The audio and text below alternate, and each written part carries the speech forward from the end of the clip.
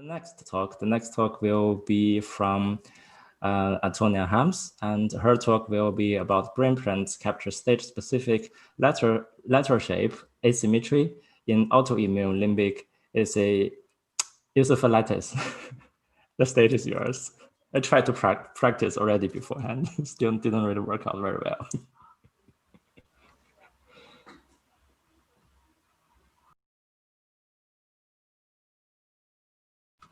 You will have to unmute yourself, Antonia.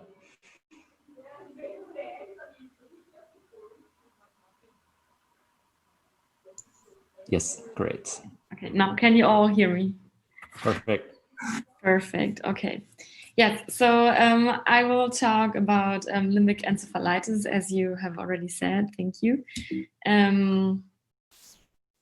Yes, and I brought you the case of, let's call her Mrs. Burns, and she came to our clinic with sudden amnesia, and she suffered from epileptic seizures.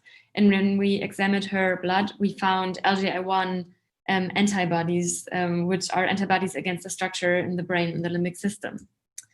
So then we performed MR imaging, and we found some increased signal intensity in the temporal lobe area. Yeah, then we, what we did then was to treat her with high doses of corticosteroids, and her condition got better really quick. The problem with limbic encephalitis, however, is that not all limbic encephalitis subgroups can be treated that easily with corticosteroids. And a second problem is that not all groups show the same clear image picture of the MR imaging. So what we are trying to do is to develop imaging biomarkers that can classify each limbic encephalitis group into their corresponding antibodies. And we do this by looking at the volume and the structure of subcortical structures. And since the volume analysis has already been done in several cases, we are now focusing on the description of the shape of subcortical structures. And we use a tool that is based on the segmentation of Resurfer, and it classifies the structure as a vector of eigenvalues. And this is really handy because now we can calculate the distance of each vector of eigenvalues for each structure from the left hemisphere to the right hemisphere, and by that get a within subject asymmetry measure. And we applied this tool to 9 different subcortical structures to our different patients who have antibodies against the glutamate acid decarboxylase and LGI1 and a protein called Caspr2. And we also subdivided our patient groups into an early and a chronic disease stage. And then we matched healthy controls by sex and age. And this is some first results we found so far. This actually depicts that the shape asymmetry captures the different serotypes of limbic encephalitis and also the different stage of disease the patients are in. And then as the next questions, we ask ourselves, which structures actually differ significantly from the healthy controls in their shape. And we found the amygdala, the thalamus, and the cerebellum white matter to differ significantly from the healthy controls. So now the final question is, does shape information about the shape actually gives us additional information, or is it just a repetition of the volumetric analysis? So we repeated the same study with volume measurements, and we found different subcortical structures to be significantly different from our matched healthy controls. So as a summary, we could say that shape actually adds new and complementary information to volume analysis, and it captures stage and serospecific lateral asymmetry in this specific pathology.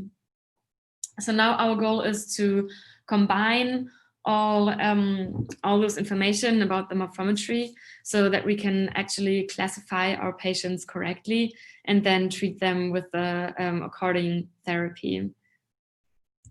yes, again, thanks to my lab and to the Department of Epileptology, the Department of Neuropathology, and the Institute of Experimental Epileptology and Cognition Research, and the DZNE in Bonn. We can do this research, and yeah, maybe now we can start into discussion. I brought some questions. I don't know if you first want to ask your own questions. Yeah, either way. So brilliant talk again. Thank you very much. And this, and also this. Let me try to ask Johannes, even though you are lab mates, do you have questions to your colleague? I do have a question regarding the different subgroups of limbic encephalitis. Is it always the case that this amygdala swelling is observed in limbic encephalitis patients, or does it differ between the different serotype groups, or are they in general more similar, or are there differences? Yeah, in the volumetry of the amygdala, there are differences between the different serotypes and the different stage the patients are in. So first, the amygdala is swelling, and of course, in the late stage of the pathology, the volume of the amygdala decreases. I don't know if that's answering your questions. Yeah, thank you. And I meant clinically, are they more similar? So are there differences between LGA1 or CASPA2 or gut patients, or do they behave in the same way you, for example, showed at the beginning? No, and also in volumetry, they behave differently. So the volumetry captures in the amygdala swelling, it captures differences between the serogroups.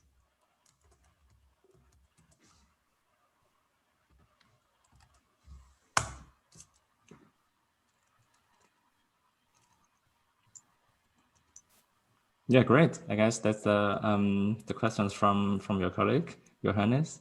Perhaps that's the most challenging one you will have from today's session. And let's see if we have questions from the chat or the QA. Yes, Bastian or David, the question, provocative question, what use would an imaging biomarker be in the end? As in, do you think that neuroimaging biomarkers for LE will ever replace the serum markers, for example?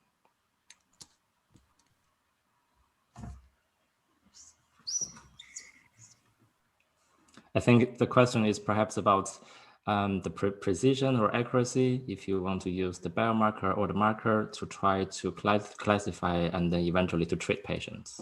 Yeah, so it's my interpretation. If I'm wrong, then Bastian, feel free to come onto the stage to really speak about yourself, for yourself. Yeah, sorry, Antonia. There's several reasons, actually. So one reason is if we actually find a good classification for those subgroups, and we don't need to investigate the liquor of the patients anymore. So we don't have to get their cerebral spine fluid, which is always a little risk for the patients. So that would be ideal if we actually can classify them that good that doesn't have to be done anymore. And the second reason would be that not all patients show antibodies. So there are patients that cannot be classified by their antibodies, but they clearly by clinical symptoms have a limbic encephalitis.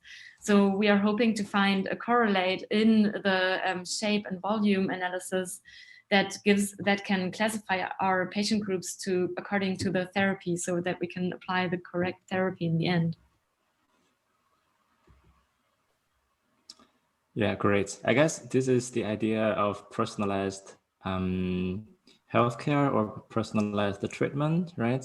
So using one method is not really enough, and then there will be the physicians, the doctors, and at the same time, the complementary, there will be also like machine learning techniques for example, as you talk about here, like the classification.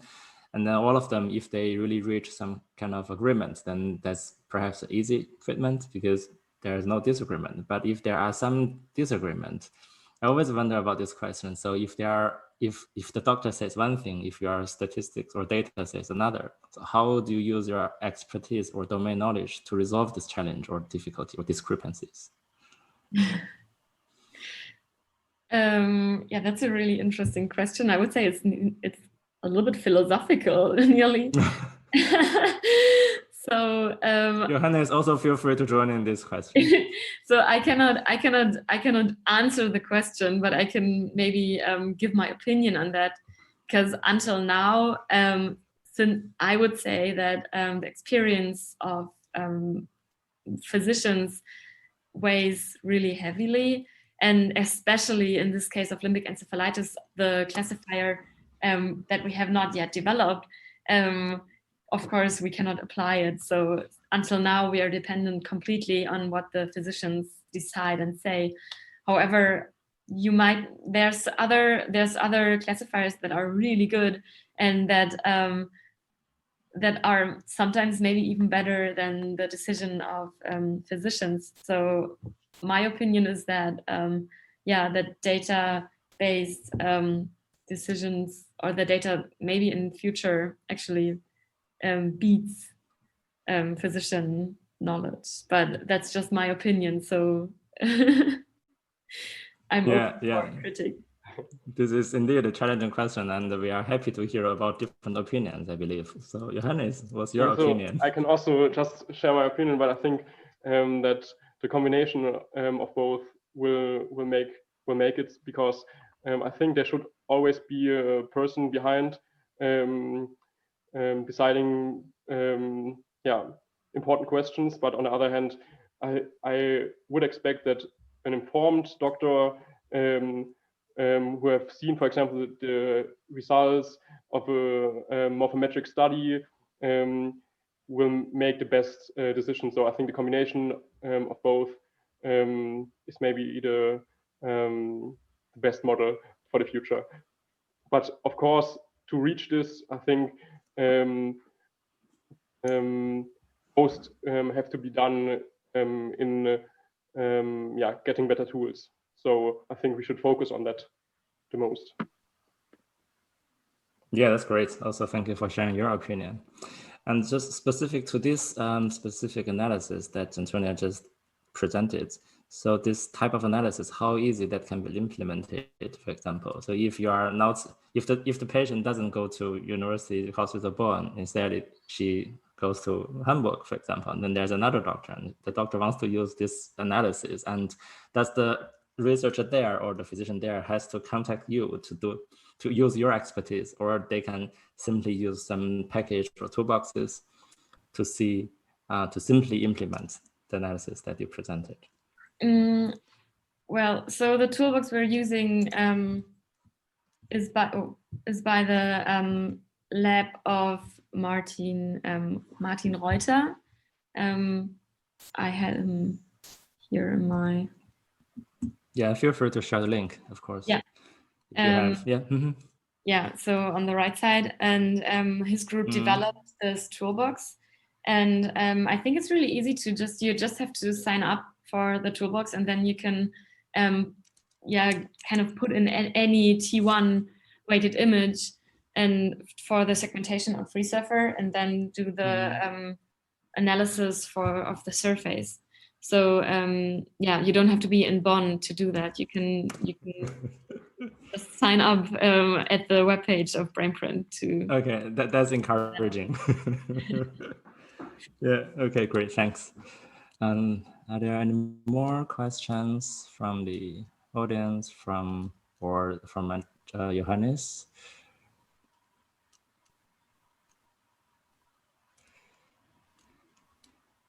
Okay. I have one more question.